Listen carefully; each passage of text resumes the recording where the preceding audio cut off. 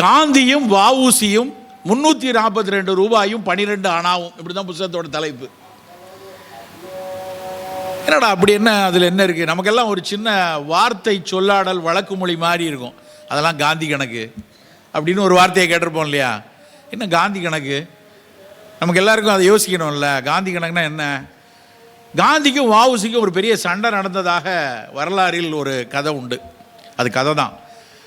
காந்திக்கு வஉசி பணம் கேட்டப்ப காந்தி கொடுக்கல அப்படின்னு ஒரு இலக்கிய எழுத்தாளர்களிடம், பேச்சாளர்களிடம், சிந்தனையாளர்களிடமும் ஒரு சின்ன சர்ச்சை ஓடிக்கொண்டே இருந்தது. வஉசி மிக நெருக்கடியாக இருந்த காலத்தில் அவர் கேட்டப்ப கொடுக்காம போயிட்டார்ப்பா காந்தி அப்படின்னு சொல்லி ஒரு வார்த்தையை சொல்வார்கள். அதை விவரிப்பதற்காக அப்படி நடக்கவில்லை. காந்தி மிக மிக சரியாக அந்த 342 ரூபாய் 12 அணாவை அன்றைக்கு கொடுத்தார் என்ற சான்றை அஞ்சல் அட்டையில் வந்த தகவல்கள் மூலமாக தொகுத்து தொகுத்து ஆய்ந்து அறிந்து எழுதப்பட்டதான் அந்த காந்தியும் வஉசியும் 342 ரூபாய் 12 அணா. ஐ திங்க் காலச்சுவடு நூலகம் அதை வெளியிட்டிருக்காங்க அப்படின்னு நினைக்கிறேன். இதில் என்ன செய்தி நமக்கு வந்துட போகுது? இது ஏதோ அன்றைக்கி நடந்த ஒரு விஷயத்தை எழுதிட்டாங்க, நமக்கு என்ன கிடச்சிரும் அப்படின்னு தோணும். ஆனால் அந்த புத்தகத்தை வாசிக்க வாசிக்க வஉசியினுடைய வாழ்க்கை அதில் ஒளிந்து நமக்கெல்லாம் தெரியும். செக்கிழுத்த செம்மல் சிவாஜி நடிச்சிருக்காரு, பார்த்துட்டோம். செக்கிழுத்தாரு, சிறை சென்றார், அதோடு நம்ம தட்டையாக நம்ம நின்றுப்போம். ஆனால் அந்த நூல் சிறு நூல், அதை வாசிக்கும் போது ஒரு மாதிரி வாசித்து விட்டு உங்களுக்குள் வலி வராமல் இருக்காது. நான் இப்போ இங்கே வர்றதுக்கு முன்னாடி ஒரு அரை மணி நேரம் கிடைத்தது. நான் போய் அந்த பக்கம் அந்த கீழக்கரையினுடைய கடற்கரையிலும் சேதுக்கரையினுடைய கடற்கரையில் நின்று கடலை பார்த்தேன். கடல் பார்த்த உடனே மனசுக்குள்ளே எனக்கு அந்த கப்பல் ஞாபகம் வந்துச்சு, சம்மந்தமே இல்லாமல். திடீரென இந்த கடலுக்கு தானே வஉசி கப்பல் ஓட்டினார். அந்த கப்பல் எப்படி, அவர் எவ்வளவு அன்னைக்கு ஒரு மன வலிமை இருந்ததுன்னா, எவ்வளவு ஒரு வீரம் இருந்ததுன்னா, அப்படி ஒரு முடிவை எடுத்து ஆங்கிலேயனுக்கு எதிராக நான் விடுறேன்டா கப்பல், நான் ஜெயிக்கிறேன்டா அப்படின்னு அன்னைக்கு இறங்கி, அதுக்கப்புறம் அவர் பட்ட கஷ்டங்கள், அவரை தோற்கடித்தது கூட நம்மெல்லாம் சேர்ந்து தான். ஒரு அணா விலையை குறைச்சான் அந்த கப்பலில். இங்கிலீஷ்காரனும் கப்பல் விடுறான், நம்மளும் கப்பல் விடுறோம். வஉசி கப்பல் விடுறாரு, சுதேசி கப்பல். இன்றைக்கி பெருமையாக பேசுகிறோம். அன்னைக்கு பல பேர்கிட்ட கடன் வாங்கி கஷ்டப்பட்டு அவர் அந்த கப்பலை விடுறாரு. டேய் நீ கப்பல் விடுறியா, உன்ட்ட மக்கள் ஏறினா தானே பார்க்கலாம் அப்படின்னு சொல்லி இங்கிலீஷ்காரன் விலையை குறைக்கிறான். ஒட்டுமொத்த சனமும் அதில் போய் ஏறுகிறது. கடன்பட்டு நொந்து கடன் அடிக்க முடியாமல் மிக கடினப்பட்டு அந்த கப்பலை அந்த வாங்கிய நிறுவனத்தில் விற்பனை செய்து எவ்வளவு பிரச்சனைகளை அவர் சந்தித்தார். ஒரு சூழலில் அவரால் ஒரு அன்றாடம் அவர் சிறையில் இருக்கிற காலத்தில், அவர் சிறையில் இருந்த காலத்தில் அவருடைய துணைவியார், நமக்கு அவர் துணைவியை தெரியாது நிறைய பேருக்கு, மனைவியை மீனாட்சி அம்மாள், அந்த அம்மா பேர்.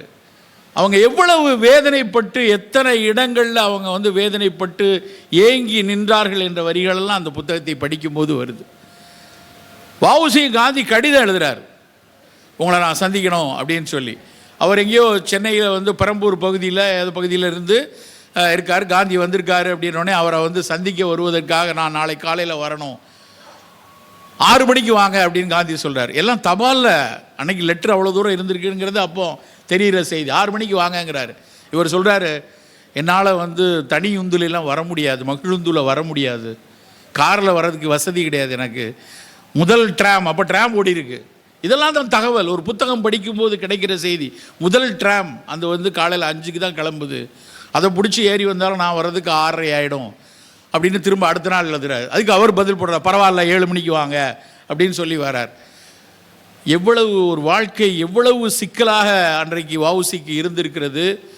அதுக்கப்புறம் மண்ணெண்ணெய் விற்று இருக்கிறார்கள், ஒரு பலசரக்கு கடை நடத்தி இருக்கிறாங்க. அவ்வளவு சிரமப்பட்டு அந்த மாமனிதன் செக்கிழுத்தது மட்டுமல்ல, அதை தாண்டி ஒரு பெரும் செல்வந்தரின் பையன் அவர். வஉசி சாதாரண ஆள் கிடையாது, பெரும் செல்வந்தர், ஒரு மிகப்பெரிய இன்றைக்கும் இந்த தொழில் நிறுவனங்கள், தொழில் கூட்டமைப்புகள் இருக்க, பெரு நிறுவனங்களில் உள்ள தொழில் கூட்டமைப்புகளுக்கு முத்தாய்ப்பாக முதல்ல தூத்துக்குடியில் இருந்த ஒரு தொழில் கூட்டமைப்பில் அவர்களுக்காக வாதிட்டது தான் முதல்ல வஉசி. சுதந்திர காற்றுக்காக முதல்ல உள்ள வந்த விஷயம். இந்த செய்திகள் எல்லாம் இந்த நூலை வாசித்ததால் மட்டும்தான், என் பாடத்தில் இல்லை, எனக்கு யாரும் சொல்லிக் கொடுக்கல. ஆனால் அந்த ஒரு நூல், அந்த புத்தகம் படித்த உடனே ஓ இவ்வளவு விஷயம் இருக்கா, இத்தனை விஷயங்களை கடந்து நம்ம வந்திருக்கோமா அப்படிங்கிற விஷயத்தை அந்த நூல் தான் கற்றுக் கொடுத்தது. பல நேரங்களில் பயணங்களிலோ இல்லை என்றால் பணியிலோ களைத்திருக்கும் போது ஒரு சற்று உத்வேகம் கொடுக்கிற விஷயம், அப்படி நம்மளை அப்படி எழுந்து நிற்கக்கூடிய விஷயங்கள் அந்த புத்தகங்கள் தான். வண்ணதாசனும் தேவனையும் வாசிக்காமல் இரவில் எனக்கு ஒரு நாள் கிடக்காது. ஒரே ஒரு கவிதை பெரிய புக்காக போட்டாங்க. இப்போ அந்த பெரிய புக்கை எடுத்து ஒரு வரி 2 வரி தேவதேவன் கவிதை, இல்லை எப்போவா இருந்தால் 2 வரி வண்ணதாசனுடைய கவிதைகளை எடுத்து வாசிக்கும் போது மனசுக்கு ஒரு சின்ன ஒரு எழுச்சி கிடைக்கும். ஒவ்வொருத்தருக்கும் இந்த மாதிரி எத்தனையோ புத்தகங்கள், எவ்வளவு வரலாற்று புத்தகங்கள், எவ்வளவு தத்துவ புத்தகங்கள், அத்தனையும் அங்கே நமக்காக காத்திருக்கிறது. இந்த அறிவு திருவிழா, புத்தக திருவிழா, இப்படியான உரையாளர்கள் பேசுவது, இதெல்லாம் இந்த நூல்களை வாசிக்க வேண்டும். நாங்கள் பேசுவது எல்லாமே இப்படியான புத்தகங்களை வாசித்ததனால்தான். வாசித்தவர்கள், செந்தில் போன்றவர்கள் வாசித்து சொல்லக்கூடிய விஷயங்களை கேட்கும்போது மறுபடி போய் வாசிக்கணும். எங்கே தஞ்சை இனியன் எழுதிய புத்தகத்தை போய் வாங்கிடணுமேனு எனக்கு தோணுச்சு. அவர் சொன்ன வேகத்தில் அந்த மளமளமளவென அவர் பேசும்போது அந்த கவிதை படிக்கணுமே அப்படி என்று நமக்கு ஒரு தோன்றுகிறது அல்லவா. அதுதான் இந்த அறிவு திருவிழாவினுடைய மிக மிக முக்கியமான ஒரு கூறு. நண்பர்களே, இந்த விழா இன்றைக்கு 10வது நாளில் என்ன தலைப்பில் பேசலாம் என்று கேட்டபோது மனதில் உடனே பட்ட விஷயம் மிகினும் குறையினும் நோய் செய்யும் பண்ணலாம். ஏதோ ஒரு பணியில் நான் இருந்தேன். அப்போ பேசும்போது இந்த இம்பேலன்ஸ் அப்படிங்கிறத பற்றி பேசி கொண்டு இருக்கும்போது வாண்டமிழ் எனக்கு ஃபோன் பண்ணுறாரு, சார் நீங்கள் வரீங்களா, என்ன தலைப்புன்னு கொடுங்க அப்படின்னு சொல்லும்போது இதே கொடுக்கலாம், மிகினும் குறையினும்னு பேசுவோம். ரொம்ப ரொம்ப திருக்குறளினுடைய செதுக்கி எழுதிய அந்த குறள் ஆசான், நம்ம வள்ளுவாசான். அதுக்கு நமக்கு வாழ்வில் எந்த கேள்வி இருந்தாலும் விடை தேடணும்னா ஆசான்ட்ட போய் கேட்கலாம். வள்ளுவாசான்ட்ட மருந்துங்கிற அதிகாரத்தினுடைய முதல் குறளாக இருக்கிறது மிகினும் குறையினும். யோசிச்சு பார்க்குறேன் எப்படி அந்த வார்த்தையை எழுதியிருப்பாங்க. அதற்கு பல நூலாசிரியர்கள் பல விளக்கங்கள் கொடுத்துருக்காங்க. ஆனால் எல்லாவற்றிற்கும் பொருந்தும் அந்த விளக்கங்கள். மிகினும் குறையினும் நோய் செய்யும். கூடுனாலும் பிரச்சனை, குறைஞ்சாலும் பிரச்சனை. நல்லா யோசிச்சு பாருங்க. உணவில் இருந்து மட்டும் இல்லை, வாழ்வில் எல்லா விஷயங்களிலும், நோய்க்கான பல காரணங்களிலும் மிகினும் குறையினும் ரொம்ப முக்கியமான விஷயம். இன்னைக்கு நம்ம ஒரு இயல்பு நிலையில் எப்பொழுதுமே இருக்கிறது இல்லை. எந்த நேரத்திலும் நம்ம ஒன்று கூட இருக்கும் இல்லை குறைய இருக்கும். நல்லா யோசிச்சு பார்த்தா இந்த பேலன்ஸ் அப்படிங்கிற ஒரு விஷயம் குறைந்து கொண்டே வருகிறது. நம்முடைய வாழ்க்கையில் நிதானமாக இயல்புத்தன்மையோடு பார்க்கக்கூடிய விஷயத்திலிருந்து விலகி விலகி போகிறது தான் பல நோய்களுக்கும் பல உளவியல் சிக்கல்களுக்குமே காரணம். அந்த ஒரு சமத்துவம் இல்லாத உடலில் அந்த ஈக்குலிபிரியம் இல்லாததான் நோய்களுக்கும் பல காரணமாக இருக்குது. இன்றைக்கி பெரிய அளவில் நமக்கு ஒரு சிக்கலை கொடுக்கக்கூடிய பல நோய்களை பார்த்தா, சர்க்கரை வியாதியிலிருந்து புற்றுநோய்கள் வரைக்கும், இதய நோய்கள்லேருந்து அத்தனை தொற்றாத வாழ்வியல் நோய்களுக்கும் காரணம்னு எடுத்து பார்த்தா மருத்துவ ரீதியாக பல அந்த நோய் வரும் வழியை விளக்குவதற்கு பல அறிவியல் இருக்குது. ஆனால் அடிப்படையில் அவற்றில் எல்லாத்துலேயும் அடிப்படையில் பார்த்தீங்கன்னா இந்த மிகினும் குறையினும் தான் இருக்கும். ஏதோ ஒன்றை கூட செய்கிறோம், ஏதோ ஒன்றை குறைய செய்கிறோம். இந்த மிகுறதையும் குறைகிறதையும் சிறு பிள்ளையிலிருந்தே, குழந்தை பருவத்திலிருந்தே அப்படி இருப்பது தான் இயல்பு என்று வளர்த்துருக்கிறோம். ஃபஸ்ட்டு வரணும்னு நினைக்கிறதே மிகினும் தான் எனக்கு தோணுது. கிளாஸில் முதல் மார்க் வாங்கணும், அப்போ 2வது மார்க் வாங்கணும், என்ன பிரச்சனை? மிகினும் எல்லாத்துலேயும் முதல்ல இருக்கணும். அந்த ஒரு உந்துதல் இருக்குல்ல, தாவோயிசத்தில் சொல்லுவாங்க, flowing with life, not forcing with life. நீங்கள் வாழ்வோடு இணைந்து பயணிக்கக்கூடிய வாழ்வை நம்ம தொலைத்துட்டே வரோம். வாழ்வோடு முரண்டு பிடிக்கக்கூடிய அப்படியான தன்மையில் தான் நம்ம ஒரு பிரச்சனையில் நம்ம முரண்டு பிடிச்சி நீந்து வரலாம். ஆனால் பிரச்சனை இல்லாத ஒரு உலகில் இயல்பாக நீந்தி செல்லக்கூடிய ஒரு விஷயத்தை நாம் தொலைத்து கொண்டே வருகிறோம் நண்பர்களே. தத்துவார்த்த ரீதியாக அத்தனை டாவோயிசம் மட்டும் இல்லை, இஸ்லாத்துலேயும் அதுதான் சொல்கிறாங்க, வாட்சாத்துமாங்க, இயல்பாக இருப்பது. நீ இந்த பக்கமும் ரொம்ப வேகமாக போகாத, இந்த பக்கமும் கீழே போகாத, இயல்பு நிலையில் இருந்துக்கோ. இஸ்லாமும் அதான் சொல்கிறது, கீதையும் அதைத்தான் சொல்கிறது. சமத்துவமாக ஒரு சமநிலையில் இருக்கக்கூடிய மனம்தான் வாழ்க்கையில் எல்லா வெற்றிகளையும் எடுத்து வரும். உடலும் அப்படித்தான். சமநிலையில் ஒரு ஆர்ப்பரிப்பில்லாத உடலில் மட்டும்தான் நம் குடலுக்குள் இருக்கக்கூடிய நுண்ணுயிர்கள் நலமாக இருக்கும் என்று சொல்கிறார்கள். அது என்ன, குடலுக்கு உள்ளே இருக்க நுண்ணுயிரி நம்மெல்லாம் படித்து கொண்டு இருக்கிற விஷயந்தான். இந்த உடல் ஆரோக்கியமாக இருக்கணும்னா இந்த உடல் மிகச்சரியாக இருக்கணும்னா நம்ம குடலுக்குள்ளே இருக்கக்கூடிய நுண்ணுயிரிகள் மிகச்சரியாக வேலை செய்ய வேண்டும் என்று திரும்ப திரும்ப சொல்ல ஆரம்பித்து விட்டார்கள். ஆங்கிலத்தில் கட் பயோம் அப்படிம்பாங்க. சிறுகுடலுக்குள்ள நமக்காக கோடானு கோடி நுண்ணுயிர்கள் வேலை செய்து கொண்டிருக்கிறது. எப்படி இந்த தரைக்கு கீழே மண்ணுக்கு கீழே நாமெல்லாம் நலமாக இருக்க வேண்டும் என்பதற்காக சத்தம் இல்லாமல் கோடானு கோடி நுண்ணுயிரிகள் வேலை செய்து கொண்டே இருக்கு. மண்புழுவிலிருந்து ஆரம்பித்து ஏராளமான பாக்டீரியாக்களும் வைரஸ்களும் பூஞ்சைகளும் சரியாக இருப்பதனால்தான் நம் கொய்யாப்பழம் இனிப்பாக இருக்கிறது, இளநீர் இனிப்பாக இருக்கிறது. நெற்கதிர்கள் நிறைய கதிர்களை கொடுப்பதற்கு நாம் போடும் உரங்களும் நாம் பாய்ச்சும் தண்ணீரும் நாம் பரிமாறக்கூடிய விஷயங்கள் மட்டுமல்ல நண்பர்களே, அந்த நுண்ணுயிர்கள் மிகச்சரியாக வேலை செய்யணும். அதனால்தான் நம்மாழ்வார் போன்றவர்கள் திரும்ப திரும்ப தயவு செய்து அந்த நுண்ணுயிரிகளை கொன்று குவித்து விடாதீர்கள்.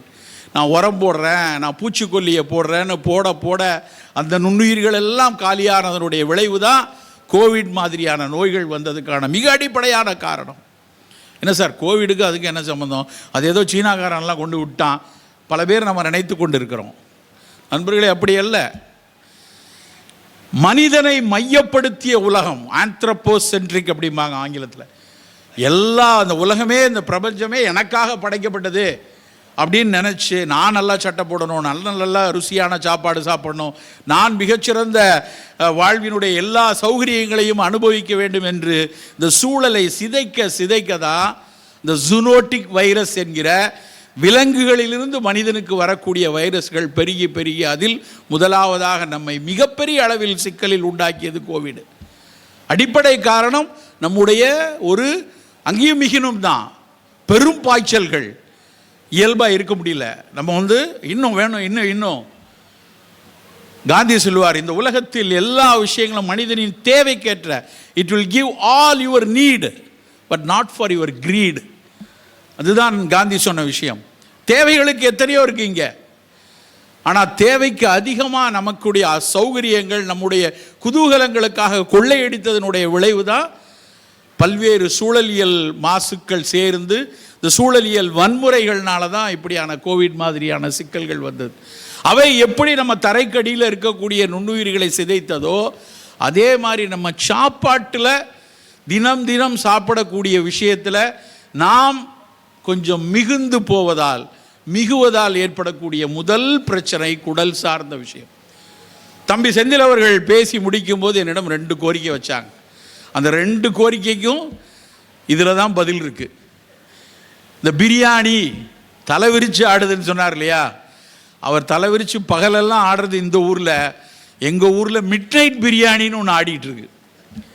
நடுராத்திரி 2:30 மணிக்கு ஒரு வண்டி நிற்குது. 2:30 மணிக்கு வண்டி நிற்குது. அதில் ஒரு பெரிய சட்டி நிறைய பிரியாணி வருது. பெரும் கியூ நிற்குது. அதில் வேறு இன்ஸ்டாகிராமில் அந்த இன்ஃப்ளூயன்சர்னு சில பேர் இருக்காங்கல்ல, அவங்கெல்லாம் சொல்கிறாங்க, 12:30 மணிக்கே க்யூவில் நின்று 2 மணிக்கு பிரசாதம் வருது அப்படின்னு சொல்லி 1 மணி நேரத்தில் காலியாக போயிடும்னு சொல்லி விளம்பரம் பண்ணுகிறார்கள்.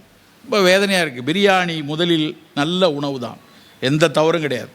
பிரியாணி ஆகச்சிறந்த உணவு. ஆனால் அதை எப்போ சாப்பிடணும் அப்படிங்கிறதுல தான் சிக்கல் இருக்குது. பிரியாணின்னு கல்யாணத்தில் சாப்பிட்டாலும் தப்பு இல்லை, அவர் சொன்ன மாதிரி. பகலில் காலையிலோ மதியமோ சாப்பிட்டாலும் தப்பு இல்லை. ஆனால் பின்னிரவில் 2 மணிக்கு பிரியாணி சாப்பிட்றது மிக மிக பெரிய தவறு. குடலில் இருக்கக்கூடிய அத்தனை நுண்ணுயிரிகளுக்கும் மிகப்பெரிய கேடு கொடுப்பது அந்த நடு இரவில் சாப்பிடக்கூடிய விஷயம். நான் ஒரு சித்த மருத்துவன். எங்களுடைய சித்த மருத்துவத்தில் இரவில் பித்தம் உடலில் வியாபித்திருக்கும். பித்தம் என்பது சூடு. பிரபஞ்சமே குளிர்ந்து இருக்கும்போது நம் உடல் கேடடையாமல் இருப்பதற்கு உடல் சற்று வெம்மையாக இருக்கும். பின்னிரவு தாண்ட இன்னும் வெம்மை கூடும். 2:30 மணி 3 மணிக்கு நவீன மருத்துவம் சொல்கிறது சீரம் கார்டிசால் ரிலீஸ் ஆகும். சீரம் கார்டிசால் ரிலீஸ் ஆகிறது அப்படிங்கிறது பித்தம் மேலோங்கி இருக்கிறதுனுடைய விளைவு. கார்டிசால் உள்ள போனாலே பித்தம் கூடிரும். 3 மணிக்கு எல்லாருக்கும் நவீன அறிவியலாளர்கள் ஏற்றுக்கொள்ள வேண்டிய விஷயம் 2:30 3 மணிக்கு சீரம் கார்டிசால் வரக்கூடிய நேரம். உடம்பெல்லாம் பித்தம் ஏறி இருக்கும். அப்போ தான் இரவில் நமக்கு தீங்கு இல்லாமல் நலமாக இருக்கும். அந்த நேரத்தில் பித்தத்தை தலைவிரிச்சு ஆட வைக்கிற விஷயம்தான் பிரியாணி. ஏற்கனவே உடல் வெம்மையாக இருக்கிறது. ஏற்கனவே உடல் சூடாக இருக்கிறது. அப்போ அத்தனை நறுமணம் ஊட்டிகளையும் போட்ட ஒரு பிரியாணியை பின் இரவில் கோழி பிரியாணியோ இல்லை வெஜிடபிள் பிரியாணி என்ன பிரியாணியோ எடுத்து நடு இரவில் சாப்பிட்டோம் அப்படின்னா கண்டிப்பாக அது குடலில் பல்வேறு நுண்ணுயிரிகள் நமக்காக உழைத்து கொண்டிருக்கிற நுண்ணுயிரிகளை சிதைக்கும். நண்பர்களே, குடலுக்குள்ள ஒரு கோட்டிங் மாதிரி அந்த நுண்ணுயிரிகள் உட்கார்ந்துருக்கு. நம்ம இரைப்பை தாண்டி சிறுகுடல் வளைந்து வளைந்து செல்கிறதல்லவா, அந்த குடலுக்குள்ள ஒரு கோட்டிங் மாதிரி இருக்கும். அவற்றை பீஸ் கீப்பிங் ஆர்கானிசம்னு எழுதுறாங்க. என்ன பீஸ் கீப்பிங் ஆர்கானிசம்? நம்ம சாப்பிடக்கூடிய உணவுகளில் இல்லை நம்ம சுவாசிக்கிற விஷயங்களில் ஏதோ ஒரு தவறினால் உடலுக்குள்ள ஒரு நச்சுக்கள் வந்தால் அந்த நச்சுக்களினால் உடல் தீங்கடையாமல் பாதுகாப்பதற்கு ஒரு கோட்டிங் மாதிரி அந்த நுண்ணுயிர்கள் உள்ளே இருக்கான். அது எப்போ சிதையுதோ அதைத்தான் ஆங்கிலத்தில் லீக்கி கட் அப்படிங்கிறான். லீக்கி கட்டுனா அந்த குடலில் அந்த சிதைவு வந்த உடனே நம்ம நச்சுக்கள் எல்லாம் இரத்தத்தில் கலந்து விடும். நம்ம சாப்பிடக்கூடிய உணவுகள்லையோ தவறான ஒரு விஷயம் உள்ளே போச்சுன்னா அது குருதியில் கலந்து விடாமல் தடுக்கக்கூடியவே அந்த நுண்ணுயிரி. அவற்றை இழக்கக்கூடிய தன்மையை இந்த பின்னிரவில் சாப்பிடக்கூடிய விஷயம் உண்டாக்கிறோம். பிரியாணி மட்டும் இல்லை, பரோட்டாவும் அப்படி தான். பரோட்டாவில் உள்ள மிகப்பெரிய பிரச்சனை அதில் இருக்கக்கூடிய ஹை கிளைசிமிக் தன்மை. ஹை கிளைசிமிக்கும் மிகினும் தான். சர்க்கரை வேணும், நம்ம எல்லாருக்குமே அடிப்படை ஆற்றல்ங்கிறது குளுக்கோஸ்லேருந்து தான் வருது. ஆனால் அது அளவாக இருக்கணும். எப்போ கூடுதோ எப்போ அதிகபட்ச இனிப்பு வருதோ அப்போ குடலுக்குள்ளே இருக்கக்கூடிய அந்த நுண்ணுயிரிகளுக்கு சிக்கல் வர ஆரம்பிக்கும். நாங்கள்லாம் படிக்கிற காலத்தில் 30 வருஷத்துக்கு முன்னாடி மருத்துவ கல்லூரியில் படிக்கிற காலத்தில் சித்த மருத்துவ கல்லூரியில் எங்களுக்கு சொல்லி கொடுத்தது என்ன அப்படின்னா, நீ உன்னுடைய உடலுக்கு நல்லது செய்கிற பாக்டீரியா ஏதாவது ஒரு காரணத்தினால இழந்துட்டோம் அப்படின்னா உன்னுடைய சீரணம் நலமாக இருக்காது, டைஜஷன் பிரச்சனையாக இருக்கும். அப்படி மட்டும்தான் அன்றைக்கி பார்த்தாங்க. ஆனால் இன்றைய அறிவியல் என்ன சொல்லுது அப்படின்னா, டைஜஷன் மட்டும் இல்லை, சீரணத்தை தாண்டி நம்ம அத்தனை பேருடைய எதிர்ப்பாற்றலும் அந்த ப்ரோபயோட்டிக்ஸ்னால தான். நம்முடைய நோய் எதிர்ப்பாற்றல் நம்ம உடம்புல இருக்க இன்னேட் இம்யூன் சிஸ்டம் ஆங்க. உள்ளுக்குள்ளேயே கடவுள் நமக்கு ஒரு இயற்கையிலேயே நமக்கு ஒரு எதிர்ப்பாற்றல் இருக்குது, அதை இன்னேட் அப்படிம்பாங்க.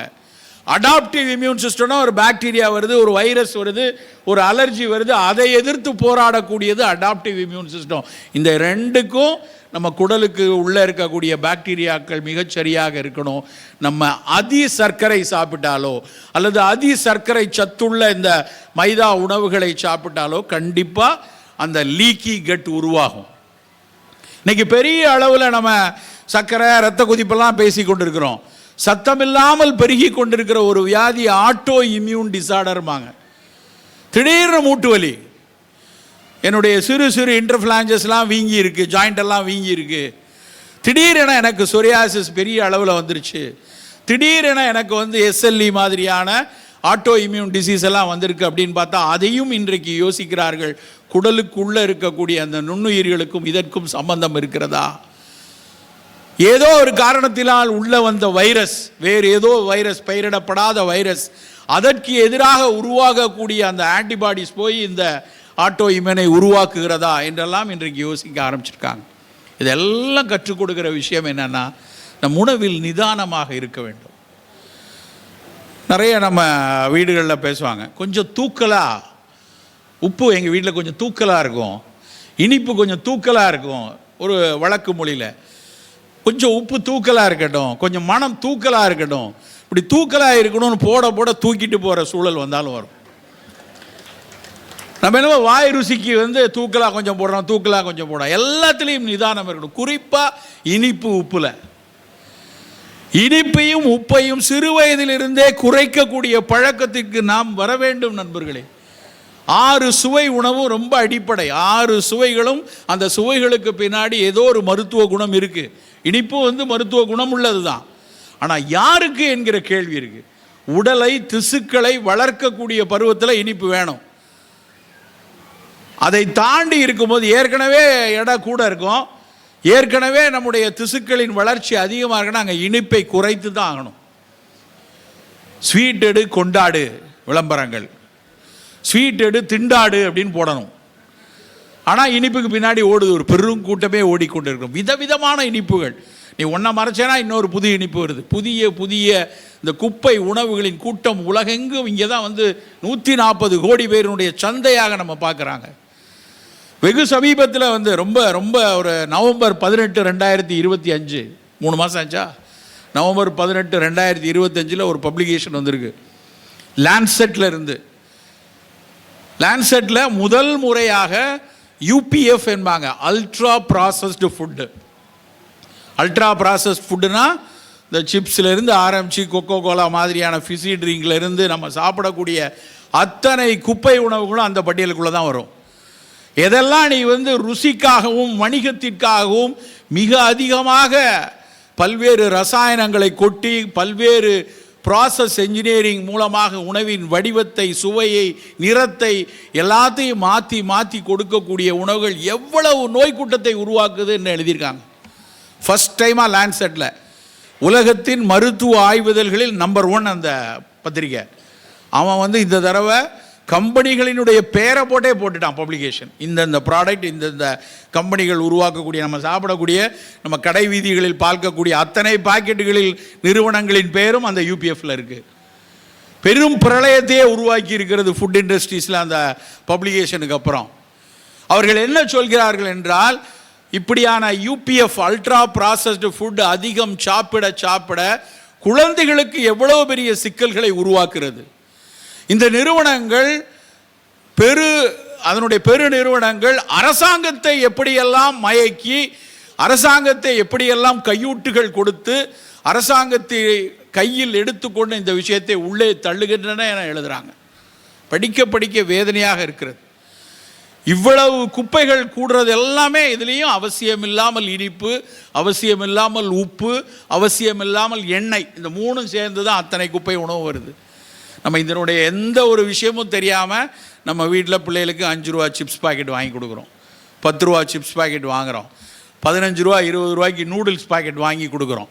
நம்ம நினைக்கிறோம் உடனே எதன ஒரு நாள் தானே, என்றைக்கோ ஒரு நாள் தானே.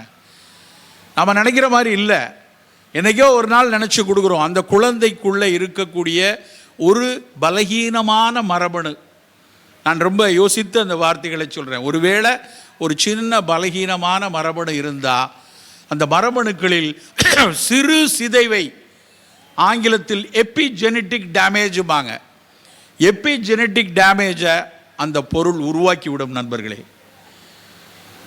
ஒரு 14 வயசு 13 வயசு குழந்தை ஆடி பாடி திரிஞ்சு இந்த உலகத்தை எவ்வளவு அழகாக பார்த்து கொண்டிருக்கும். அந்த குழந்தை ஒரு சின்ன காய்ச்சல் வருது. அந்த காய்ச்சலில் வழக்கமாக காய்ச்சல் வந்தால் சின்ன பிள்ளைகளெல்லாம் எங்களுக்கு காய்ச்சல் வந்தால் ரொம்ப சந்தோஷமாக இருக்கும்.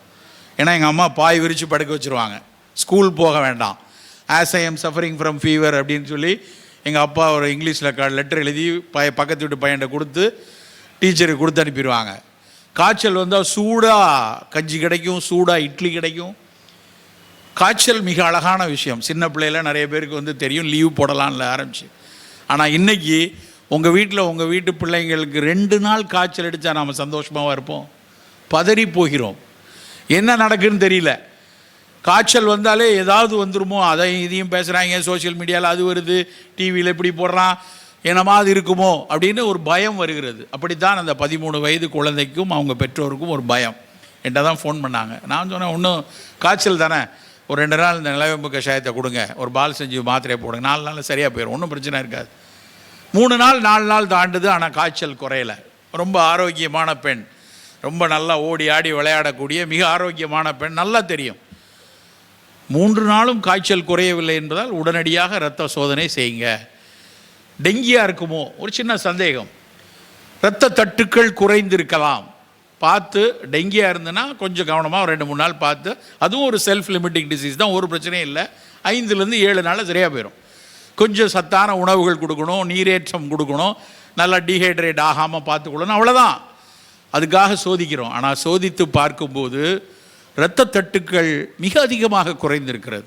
அப்போவும் கூட ஹெமரேஜிக் டெங்குன்னு ஒன்று உண்டு, அதில் ரொம்ப கீழே கூட போகும், ஆனால் திரும்ப எழும்பி வந்துடும். 1,50,000 இருக்கணும், அந்த பிள்ளைக்கு 40,000 இருந்துச்சு.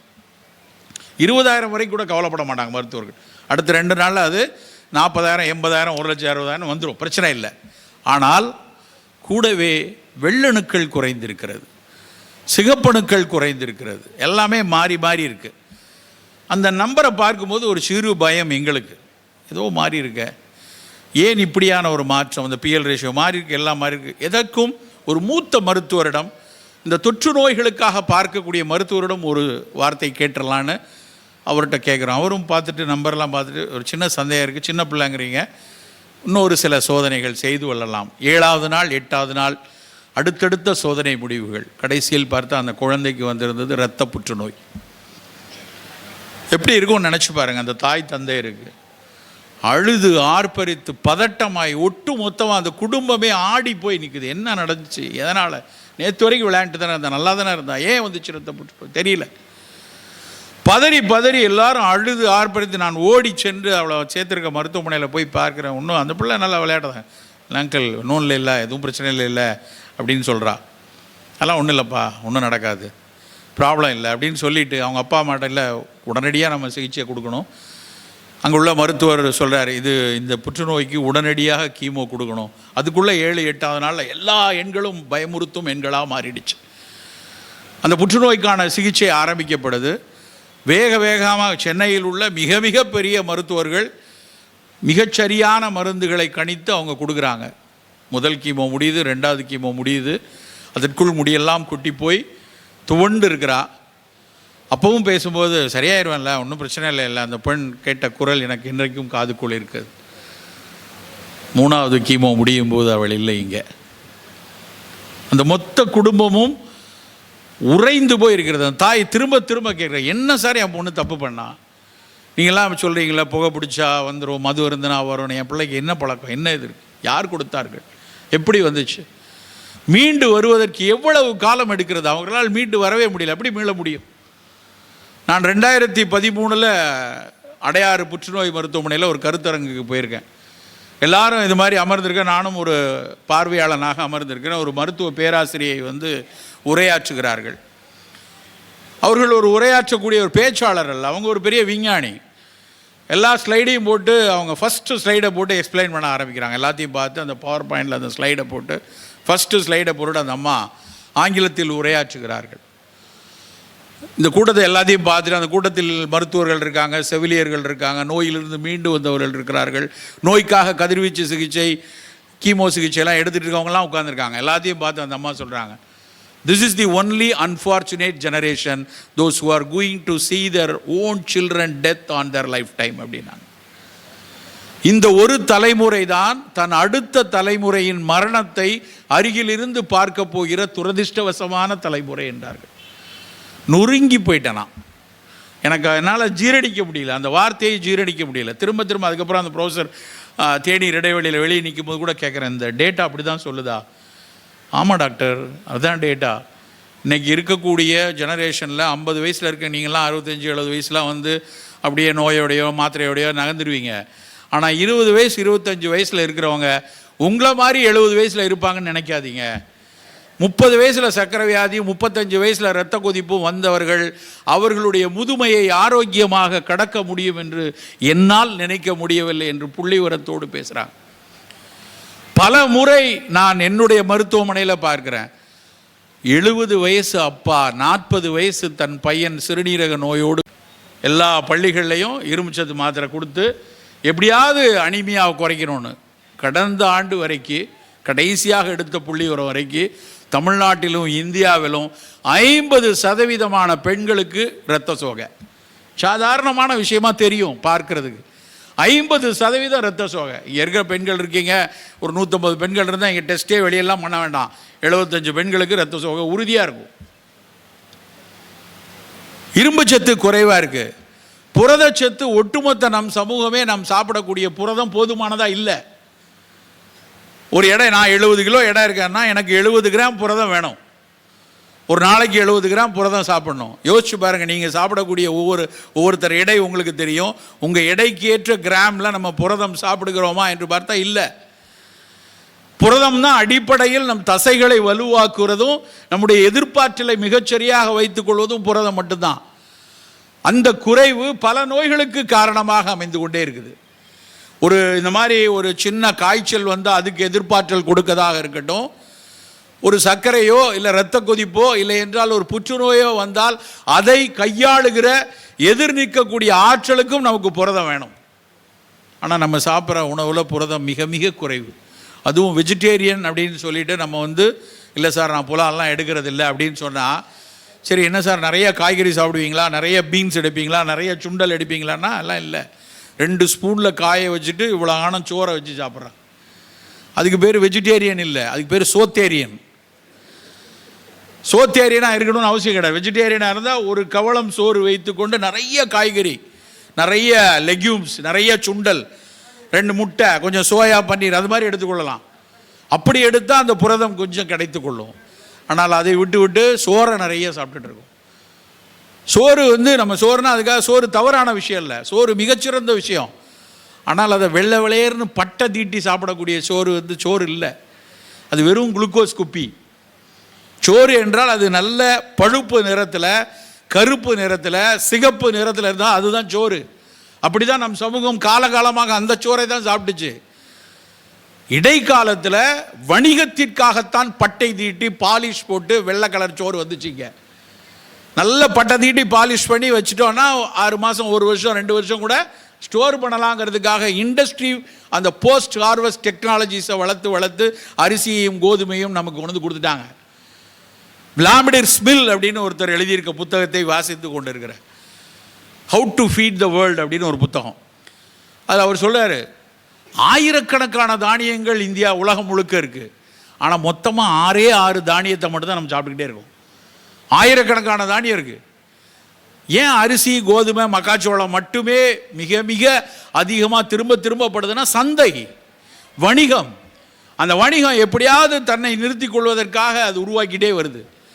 அதே இதுக்கு சேப்பியன்ஸ் என்கிற நூலில் யுவான் உராரி சொல்லுவார், உண்மையிலேயே மனுஷன் இந்த கோதுமையை பட்டை தீட்டி பாலிஷ் போட்டு அதில் நிறைய மாவு செஞ்சு அதில் பரோட்டா செஞ்சு அதில் பண்ணிட்டு இருக்கானா இல்லைன்னா அவர் மாற்றி யோசிக்கிறார். கோதுமை இந்த மனுஷனை எல்லாத்தையும் கரெக்டாக அவன் மண்டையெல்லாம் கழுவி தன்னை நிலைநிறுத்தி கொள்வதற்காக கோதுமை இதையெல்லாம் செய்கிறதா அப்படின்னு அவர் எழுதுவார் சேப்பியன்ஸில். ரொம்ப முக்கியமான கேள்வி இதெல்லாம். ஆனால் இந்த குப்பை உணவுகள், இந்த பட்டை தீட்டின அரிசியை சாப்பிட்டு தான் இன்றைக்கி பெரிய பிரச்சனையாக இருக்குது. நம்ம அரிசி சோறு சாப்பிடணுன்னா அது பழுப்பாகவோ சிவப்பாகவோ கைக்குத்தலாக அதிகம் உமி நீக்கப்படாத அரிசியை நம்ம எடுத்தோன்னா அது உடலுக்கு நல்லது. நான் திரும்ப சொல்கிறேனே, அந்த குடலுக்குள்ளே இருக்க நுண்ணுயிரிக்கு பட்டை தீட்டின பாலிஷ் போட்ட அரிசி போட்டால் அது நேரடி ஸ்டார்ச். ஆனால் கைக்குத்தலாக பார்பாயில்டாக கருப்பாகவோ சிகப்பாக இருக்கிற அரிசி போனால் அதில் ரெசிஸ்டன்ட் ஸ்டார்ச் இருக்கும். ஸ்டார்ச் தான், எல்லாமே ஸ்டார்ச் தான். சிறுதானியத்தில் இருக்கிறதும் ஸ்டார்ச் தான், அரிசியில் இருக்கிறதும் ஸ்டார்ச் தான். ஆனால் ரெசிஸ்டன்ட் ஸ்டார்ச் இருந்ததுன்னா அது உடலுக்கு நல்லது. அதில் கொஞ்சம் குறைவாக சர்க்கரை கிடைக்கும், குறைவான வேகத்தில் சர்க்கரை கரையும். ரொம்ப அழகான சில அனுபவங்களை பார்க்கும்போது வியப்பாக இருக்கும். நான் சித்த மருத்துவத்தில் படிக்கும்போது ஒரு நோய் எடுகா விதியில் ஒரு பாடல் உண்டு, ரொம்ப அழகான பாடல். வாழை இளம் பிஞ்சொழிய கனியருந்தல் செய்யோம் அப்படின்னு ஒரு, வாழை இளம் பிஞ்சொழிய கனியருந்தல் செய்யோம் அப்படின்னு. நாங்கள் படிக்கிற காலத்தில் நிறைய கேட்டோம், அப்போ வாழைக்காய் எதிங்கன்னு மாடா, இளம் பிஞ்சை போய் சாப்பிட சொல்கிறாங்க, அப்படியே பழுத்து வெம்மி இருக்கிற பழம் தானே நல்லா இருக்கும் அப்படின்னு. இப்போ அறிவியல் சொல்லுது, முழுமையாக ரைப்பன் ஆயிடுச்சுன்னா, வாழைப்பழம் முழுமையாக பழுத்து இனிப்பாக ஆயிடுச்சுன்னா அது முழுக்க வெறும் குளுக்கோஸை மட்டும்தான் தரும். சற்றே காயாக இருந்ததுன்னா, ஒரு பிஞ்சாக இல்லை என்றால் பழுப்பதற்கு முந்தைய நிலையில் இருந்தால் அது பூரா ரெசிஸ்டன்ட் ஸ்டார்ச். அந்த ரெசிஸ்டன்ட் ஸ்டார்ச் உடலுக்கு நல்லது. எங்கேயாவது சர்க்கரை வியாதிக்காரங்க சொல்லுவாங்க, சார் நீங்கள் வாழைப்பழமே சாப்பிடக்கூடாதுன்னு சொல்கிறீங்க, ஒரே ஒரு வாழைப்பழம் சின்னதாக சாப்பிட்லாமான்னு கேட்பாங்க.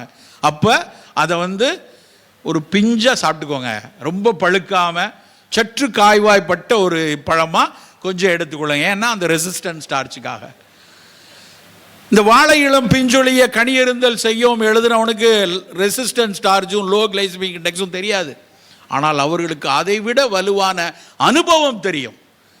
அந்த பிஞ்சா சாப்பிட்டவர்கள் மிகச்சரியாக இருந்திருக்கிறார்கள் என்பதால் தான் அந்த வரியை அவர்கள் எழுதுகிறாங்க.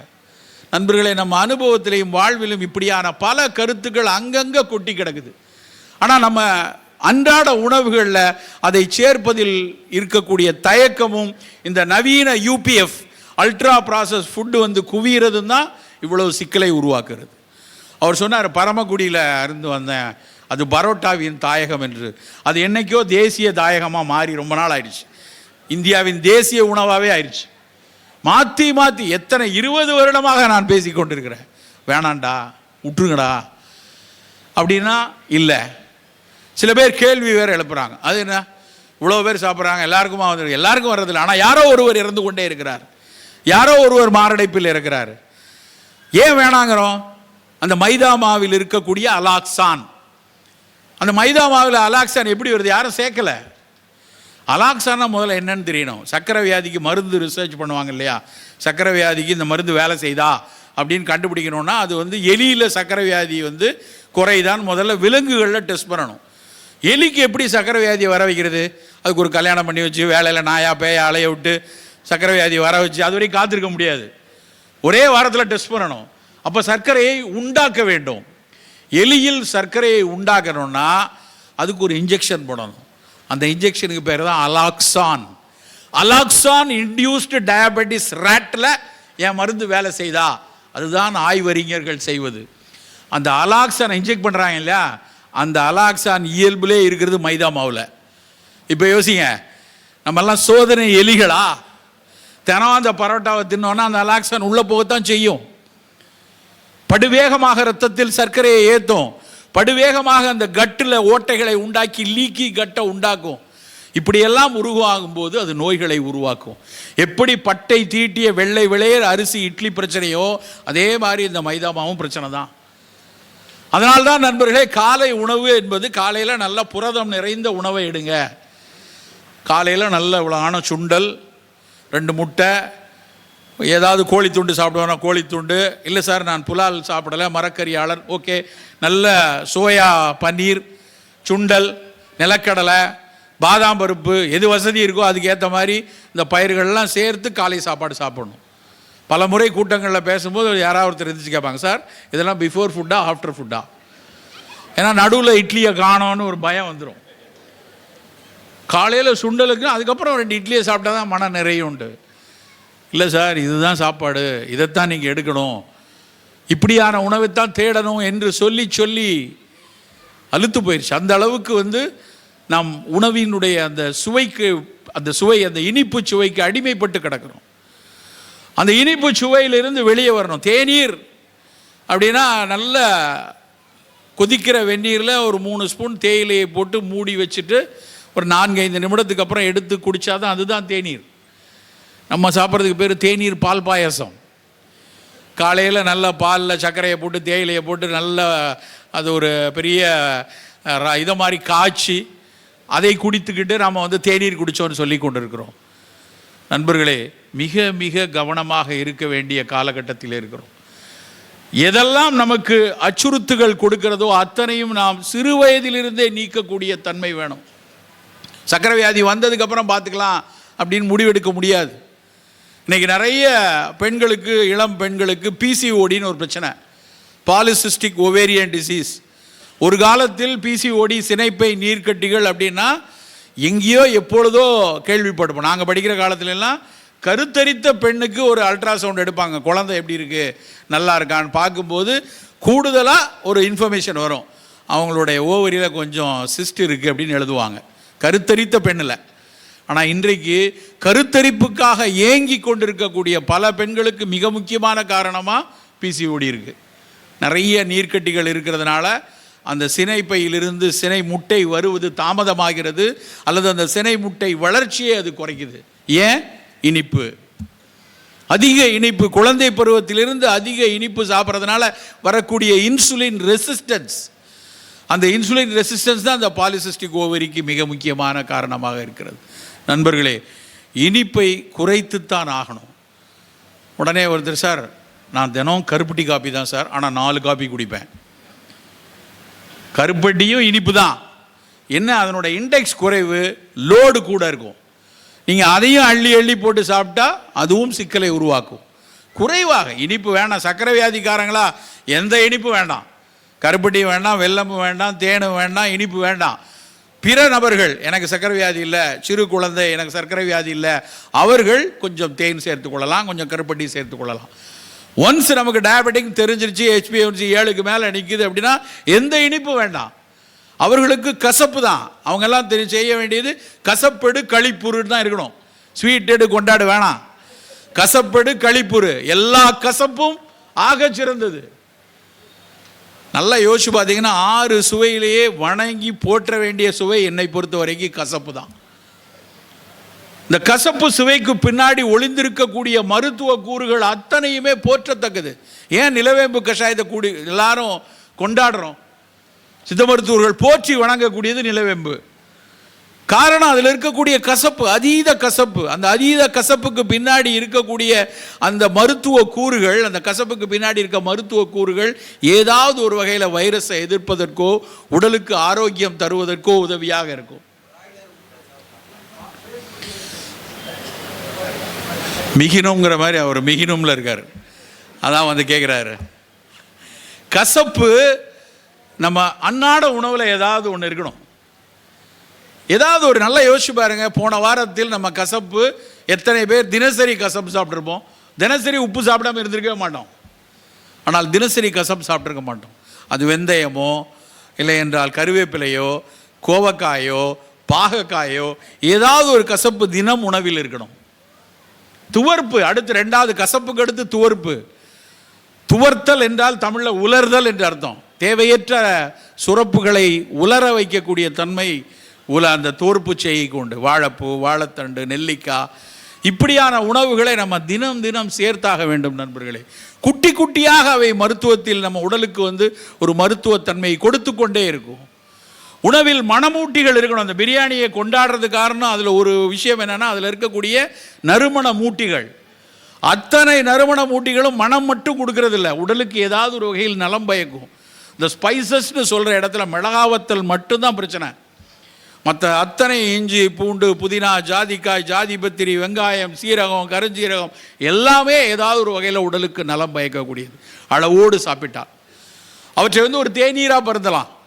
தினசரி ஒரு மசாலா சாய் அப்படிங்கிற மசாலா டீயாக நீங்கள் இந்த பொடிகளை போட்டு தேயிலையை போட்டு ஒரு தேநீராக எது இருக்கிறதோ வீட்டில் இருக்கிறத வச்சு நம்ம குடிக்கலாம். தினம் இந்த தேநீர் தான் குடிக்கணும்னு அவசியம் இல்லை. ஒரு நாள் நெல்லிக்காயை போட்டு தேநீர் அருந்துங்க, ஒரு நாள் இந்த மசாலா பொருட்களை போட்டு தேநீர் அருந்துங்க, லவங்கப்பட்டையை போட்டு தேநீர் அருந்துங்க. அந்த பிரியாணிக்கு மேலே ஒன்று இருக்க நட்சத்திர வடிவில் உள்ளதை பிரியாணி வாங்கும்போது மேலே ஒன்று வச்சு கொடுத்து அனுப்புவாங்க. ஆங்கிலத்தில் ஸ்டார் அனைஸ் அப்படின்னு பேர். அன்னாசி பூ, தக்கோலம் என்று சொல்வார்கள். அந்த அன்னாசி பூ, தக்கோலம் பல வைரஸ்களை எதிர்க்கக்கூடியது. இன்னைக்கு காய்ச்சல் அடித்தா நவீன மருத்துவர்கள் எழுதக்கூடிய அந்த டேமி ஃப்ளூ அந்த அன்னாசி பூவிலிருந்து தான் எடுக்கிறாங்க. நம்ம வெறுமனே பிரியாணி சாப்பிட்டுட்டு இருக்கோம், ரோச் அதில் பேட்டன் வாங்கி மருந்து வித்துட்டு இருக்கான் உலகம் முழுக்க. அப்படி எல்லா நறுமண மூட்டிகளிலும் ஏதாவது ஒரு மருத்துவ குணமுடைய ஒரு பொருள் ஒளிந்திருக்கிறது. அந்த நறுமண மூட்டிகளை நம்ம அளவோடு நம்ம உணவில் இல்லை என்றால் நம்மளுடைய இந்த தேநீர் மாதிரி எடுத்துக்கொள்ளலாம். பழங்கள் மிக குறைவாக, குறையினும் என்று வள்ளுவன் சொல்வதை நான் அதையும் எடுத்துக்கிறேன். இன்றைக்கி பழங்கள் மிக குறைவாக தான் சாப்பிட்றோம். ஏதோ காய்ச்சக்காரனுக்கு மட்டும்தான் ஆரஞ்சு பழம் வாங்கிட்டு போகிறோம். கல்யாண வீட்டுக்கு நண்பர்களை பார்க்க போகும்போது மட்டும்தான் மாதுளம்பழம் வாங்கிட்டு போகிறோம். யாராவது தினசரி காலையிலும் மாலையிலும் நான் பழங்கள் தினசரி சாப்பிட்றேன்னு சொல்லவே இல்லை. இல்லை சார், அதெல்லாம் ரொம்ப விலை கூட. விலை கூடிய பழங்கள் அவசியம் இல்லை. நம்ம விலை குறைவாக நம் பக்கத்தில் அருகாமையில் கிடைக்கக்கூடிய பழங்கள் தினசரி எடுக்கணும். பப்பாளி என்னைக்காவது 250 ரூபாய்க்கு விற்றுருக்கா? கொய்யாப்பழம் என்னைக்காவது 400 ரூபாய்க்கு விற்றுருக்கா? இப்போ தான் கூவி கூவி சொன்னதுக்கப்புறம் ஒரு 100 ரூபாய்க்கு வந்திருக்கு. பல நாட்கள் அது 10 ரூபாய்க்கு தான். எனக்கு கொய்யாப்பழம் நிறைய பேர் என்ன சொல்லுவாங்க, சார் நீங்கள் கொய்யான்னு சொல்லி எல்லாம் 100 ரூபாய்க்கிட்டாங்க சார். ஆகட்டும்பா, 1000 ரூபா ஆகட்டும்பா. என் உழவனுக்கு அது 1000 ரூபா கிடைக்குன்னா அதில் எனக்கு பெரிய சந்தோஷம் தான், தப்பே இல்லை.